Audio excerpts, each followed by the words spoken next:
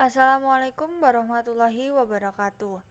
Baik, saya dari kelompok 6 akan mempresentasikan mengenai asuhan keperawatan pada pasien gagal jantung.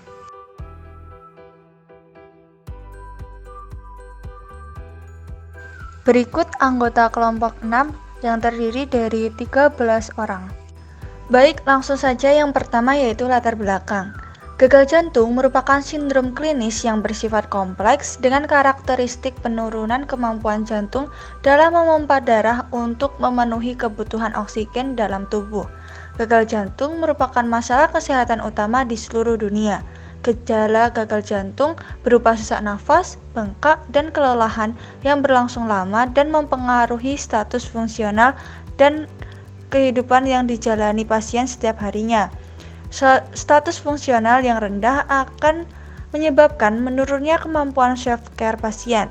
Salah satu manajemen utama pada pasien gagal jantung adalah dengan melakukan perawatan secara mandiri. Beberapa penelitian menunjukkan bahwa hasil perawatan pada pasien gagal jantung lebih baik daripada pasien yang terlibat dalam perawatan diri secara konsisten. Adapun beberapa tujuan diantaranya 1. Mampu melakukan pengkajian fokus terkait dengan gagal jantung. 2. Menegakkan diagnosa keperawatan gagal jantung. 3. Membuat nursing outcome terkait diagnosa gagal jantung. 4. Membuat nursing intervention terkait gagal jantung dan mengemukakan rasionalisasi.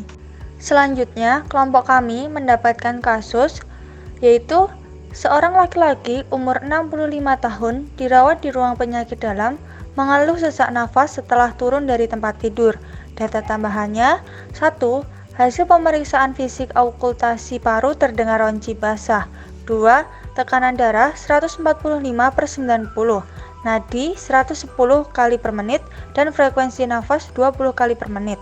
3. Pasien di atas tempat tidur tampak sesak nafas dan terdapat reaksi otot interkostal. 4.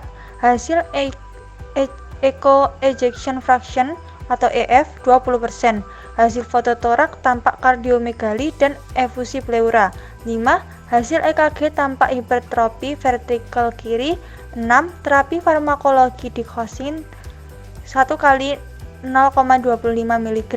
7. Pasien mempunyai riwayat hipertensi sejak umur 32 tahun. Baik, berdasarkan kasus tersebut, kelompok kami melakukan pengkajian. Yang pertama yaitu data objektif. Okultasi paru terdengar ronci basah, tekanan darah 145/90, nadi 110 kali per menit, frekuensi napas 28 kali per menit, pasien di atas tempat tidur tampak sesak napas dan terdapat retraksi otot interkostal. Hasil echo ejection fraction yaitu EF 20%. Hasil fototorak tampak kardiomegali dan efusi pleura. Hasil EKG tampak hipertrofi vertikal kiri. Terapi farmakologi dikosin 1 kali 0,25 mg. Kemudian yang kedua yaitu data subjektif. Pasien mempunyai riwayat hipertensi sejak umur 32 tahun. Pasien mengeluh sesak nafas setelah turun dari tempat tidur. Berdasarkan data objektif dan subjektif yang telah kami kaji, kemudian kelompok kami mengangkat 3 diagnosa. Yang pertama, pola nafas tidak efektif berhubungan dengan hambatan upaya nafas ditandai dengan adanya retraksi otot interkostal.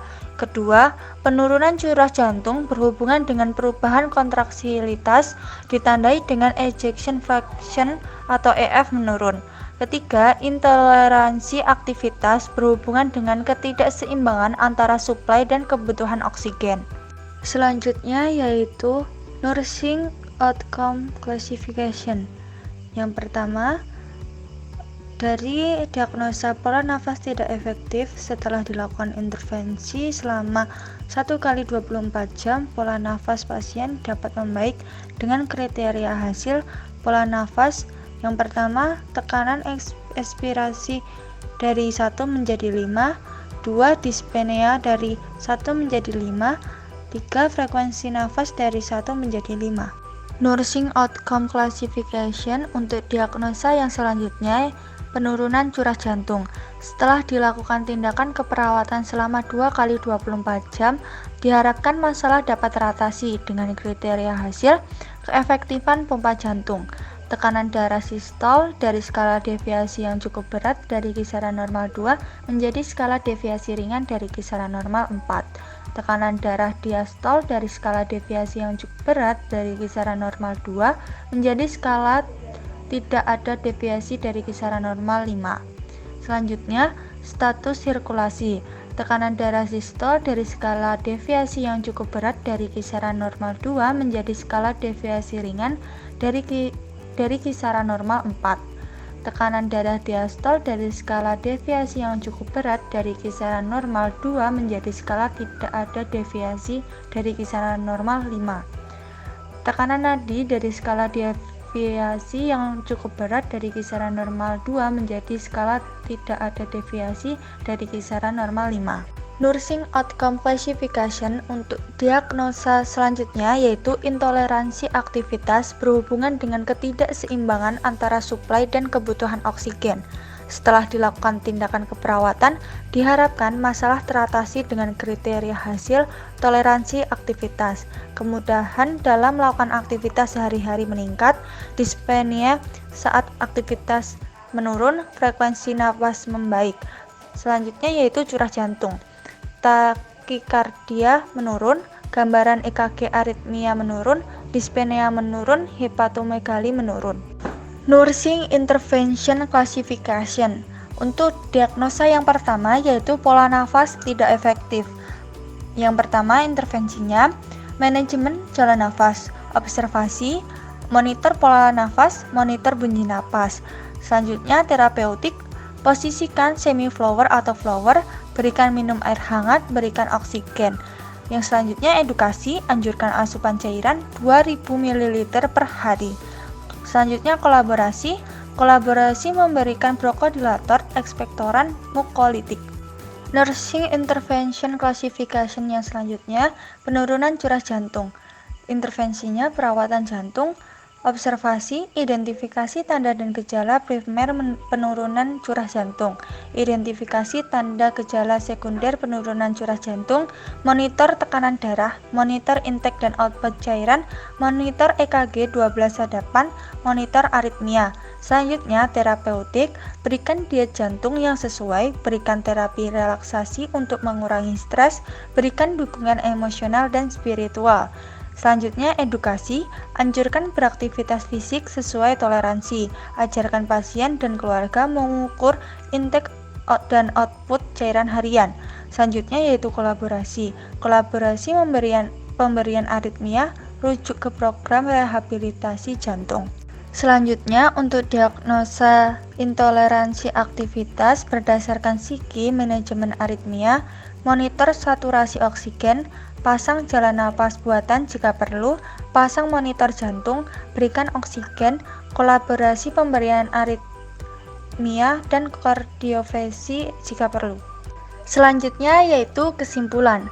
Jantung adalah organ vital manusia yang bekerja memompa darah ke seluruh tubuh melalui pembuluh darah secara berulang dan berirama.